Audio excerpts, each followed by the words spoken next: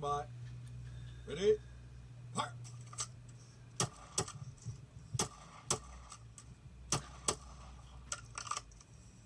Stand by. Ready? Go!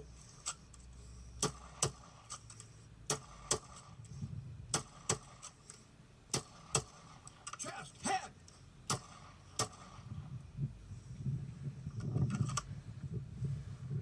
Stand by. Shoot! Hit! Fire!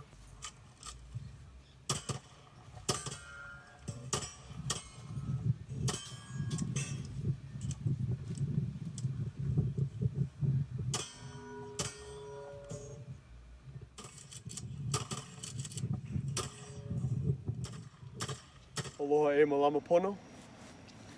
We come in peace, we look for and see the good in others, and we train in mutual respect. Welcome to day 6 of our COVID-19 training. Today we're going to cover 3 topics. Our first is social distancing from a tactical perspective. Our second is responsible escalation of force. And our third has to do with being an alpha male, or an omega male as I like to call it, or a lioness in the protection of your ohana. So our first topic today has to do with social distancing, and we call this tactical social distancing because we're using strategy and tactics in how we're going to maintain our safe distance. So first of all, we're going to use our awareness aspect of awareness, balance, and control to maintain our social distance. So for example, I'm way back here and I'm walking along in the park when 2 other people are walking toward me. Hey, how's it? Have a good day. And I move 6 feet away from them, maintaining good social distance. So that's step 1. Step 2, I notice these guys way off in the distance are kind of fighting with each other and causing a problem. So because I see that, instead of walking near them, I go in the other direction. Lesson 3, in this instance, third-party protection. So, Nate is next to me, and we're walking along, when Kendall comes from the opposite direction, and he starts saying mean things to Nate. Oh, all good, have a good day, bro, have a good day. So I put myself in the way between Nate and Kendall so that they don't have an altercation. So that'd be third party. So in our first instance, we just use respect and courtesy, share some aloha, no issue. In our second issue, we see the potential of violence, so we use avoidance. In the third, it's unavoidable. Somebody actually shoulder checks us or something, and so we have to respond. Now in Hawaii, that usually looks like this. What, bro? Come over here. What? You let go? You let go? What? So that's what it normally looks like. But instead, let's look at an alternative. We're walking along, Kendall shoulder checks me. Oh, I'm sorry, are you okay? So I use the inertia of his bump to turn, gain distance, and put up the fence. One hand is close, like pulling up a zipper, the other one is far. And that way I'm also protected against a rear choke or anything that might attack my throat or neck. So that would be if we actually had to make contact. A short primer on using social distancing from a tactical perspective, where we're either trying to use our aloha to mitigate any problem just by being respectful toward others, or we use absolute avoidance when we sense something's off, right?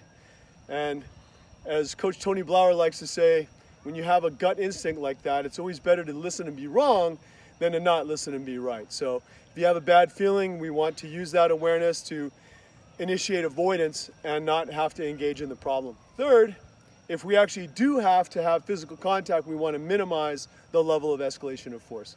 So in terms of escalation of force, when are you justified? I bring this up because the other day some friends of mine were driving by and they saw tons of people in line for the gun store. Now that's a reaction based on anger and fear. And as we like to remind everyone, no good decision is made out of anger and fear. So let's take a little look at this.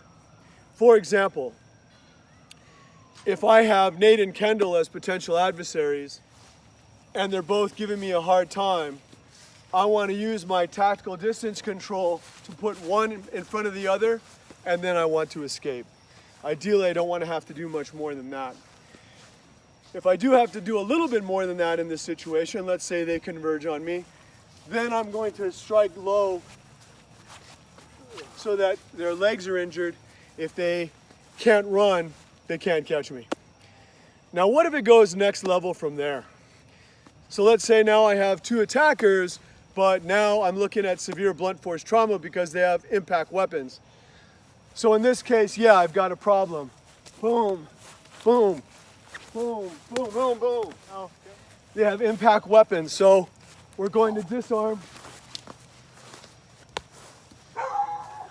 Let's say the situation's escalated, but not by you, by your adversary. So now they have knives.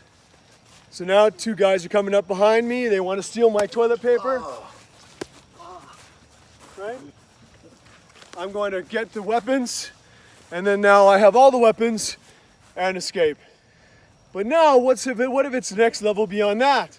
Now, worst case scenario, we're looking at a justifiable reason to initiate lethal force continuums. So now in this case, again, I have multiple adversaries, but this time they're heavily armed. Kendall has a firearm and a machete. Nate also has a firearm and machete. So now what am I going to do? So as you can see, using assert pistols, training aid, but this way we can practice these kinds of training tools. We can crawl, walk, run in our use of force continuum to make sure we're not doing something that is not justifiable legally or morally. So if we remember that good decisions are made out of courage and love, and no good decision is made out of anger or fear, we can be responsible as individuals, as members of an ohana, and as trained warriors. So do train from 0 up. Every time someone asks me about wanting to learn firearms, they often say, oh, I want to get a firearm so that I can defend myself. And the question is very clear on what to ask them back. And that is, well, what have you done so far? What have you done to forge yourself individually as a human being? Have you done any martial arts or practical self-defense training? Have you secured your property responsibly with cameras and alarms? Do you have a dog? Have you trained the rest of your family to respond to emergencies? Do you know unarmed forms of combat? Do you know how to defend yourself with an impact weapon like a stick or a baseball bat? Do you know how to use an edged weapon responsibly, as well as how to care for it, oil it, sharpen it? Have you trained in firearms from 0? And that would be starting out with a BB gun, a pellet gun, going to something like a Ruger 1022, then to a 410 shotgun, and going through your continuum from rifle to shotgun to pistol and so forth. Step by step in a safe environment, learning safe handling skills. So people, please don't respond to the pandemic around us by acting out of anger or fear and hoarding things or trying to arm yourself. Instead, train yourself from the inside out, because ultimately you are the weapon.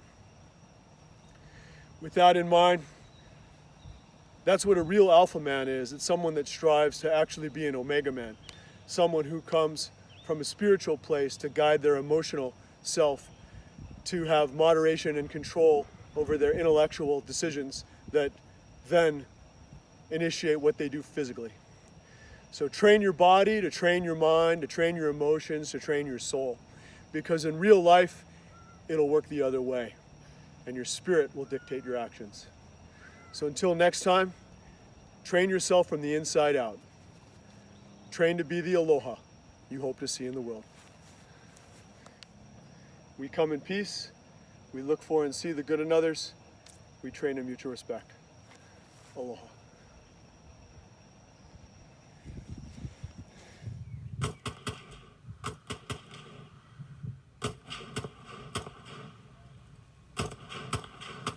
If you switch from right to left, Bang. So you're gonna go quarter extremity and extend. You wanna make sure that your breathing's coordinated so your bell movement only goes forward. There's a natural pop, but it happens after the shot, right? It's gonna be the same thing left.